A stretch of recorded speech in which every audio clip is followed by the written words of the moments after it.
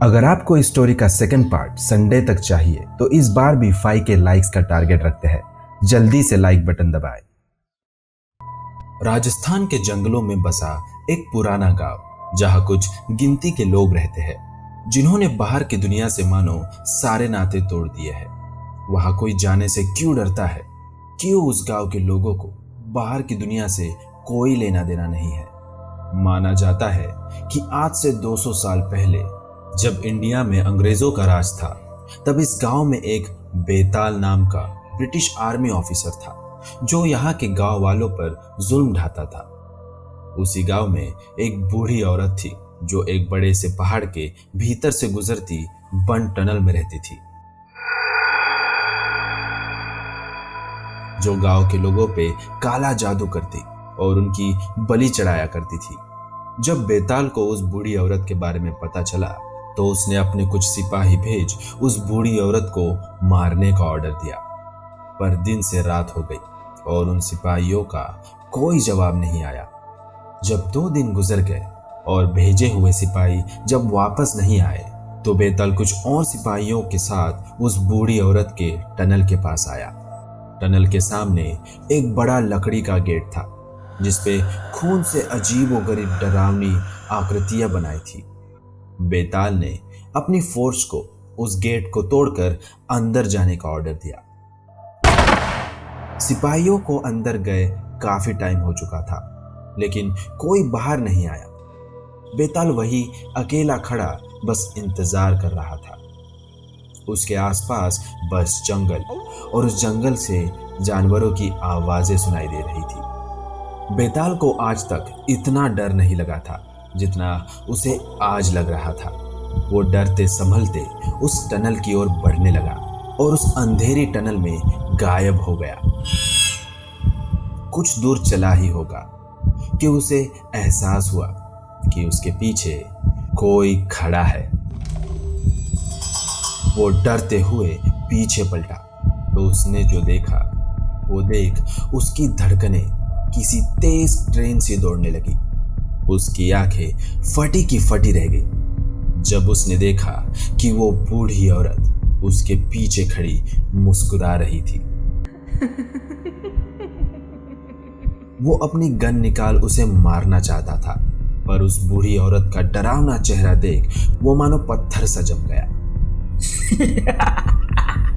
अपने सिपाहियों को ढूंढ रहे हो? उनसे मिलना चाहते हो? आओ मेरे साथ, तुम्हें उनके पास ले जाऊंगी। उस बूढ़ी औरत ने बेताल से डरावनी आवाज में कहा। इतना कहते ही वो बूढ़ी औरत अंधेरे में गायब हो गई। बेताल उस अंधेरे की ओर जाने लगा। कुछ कदम बढ़ाए ही थे कि उसके चेहरे पे कुछ ऊपर से गिरा। जब बेताल ने उसे देखा तो वो खून था जो टनल की छत से टपक रहा था। बेताल ने डरते हुए टॉर्च निकाला और देखना चाहा कि वो खून कहां से गिर रहा है। टॉर्च की रोशनी में जो बेताल ने देखा वो देख उसके कदम जैसे जमीन में धंस गए। उसकी सांसें रुक गई। बेताल के भेजे हुए सारे सिपाही ऊपर टनल की छत से लटक रहे थे। उनका पूरा चेहरा टनल की छत में गड़ा हुआ था। ये खौफनाक नजारा देख बेताल टनल से बाहर भागने लगा कि तभी वो बूढ़ी औरत उसके सामने आ गई। क्या हुआ? अपने सिपाहियों से मिलने की खुशी नहीं हुई तुम्हें? देख कितने आराम से तुम्हारा इंतजार कर रहे हैं। जाओ उनसे मिलने। उस बूढ़ी औरत ने हंसते हुए कहा। उस बूढ़ी औरत का इतना कहते ही बेताल हवा में उड़ने लगा। वो अपनी जान की भीख मांग रहा था। उसकी आवाज पूरे जंगल में गूंज रही थी और अचानक सारी ओर सन्नाटा छा गया। गांव वालों को जब इस बात का पता चला कि बेताल और उसकी ब्रिटिश आर्मी की फोर्स गांव से अचानक लापता हो गई है तो गांव वाले काफी खुश हो गए। पर उनकी खुशी ज्यादा दिनों तक नहीं थी। उन्हें क्या पता था कि उनके गांव पे एक भयानक कहर टूटने वाला है। बेताल के जाने के बाद उन गांव वालों को बस अब उस बूढ़ी औरत का डर था और उससे पीछा छुड़ाने के लिए गांव वालों ने एक साधु को बुलाया और उस साधु की मदद से उन्होंने उस बूढ़ी औरत पर काबू पा लिया। साधु ने बताया कि ये बूढ़ी औरत के रूप में एक शैतान है जिसे मारा नहीं जा सकता। इसका बस एक ही इलाज है कि इसे कैद कर लिया जाए। उस साधु ने उस बूढ़ी औरत को एक लकड़ी के चबूतरे पर लेटाया और उसके हाथ और पैरों को लोहे के बड़े खीलों से उसे उस जगह कैद कर दिया। पर एक बात उन्हें अभी भी सता रही थी, जो उस बूढ़ी औरत ने गांव वालों से कहा था जब वो लोग उसे पकड़ने गए थे। उस बूढ़ी औरत ने एक श्राप दिया कि आज से 3 दिन बाद इस गांव पे एक ऐसा कहर आएगा जिससे वो लोग ना तो जिंदा रह पाएंगे और ना ही मर पाएंगे। 3 दिनों बाद एक आदमी उस टनल के पास से गुजर रहा था कि उसने कुछ आवाजें सुनी जो टनल के अंदर से आ रही थी। वो डरते हुए टनल की ओर गया और उस लकड़ी के बड़े गेट पे अपना कान लगाए सुनने लगा।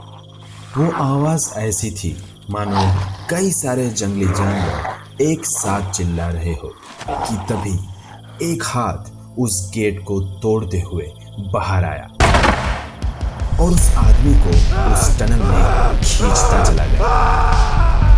कुछ देर बाद टनल से बेताल और उसकी फौज बाहर आई, जो कि ना तो पूरी तरह मरे हुए थे और ना ही पूरी तरह जिंदा।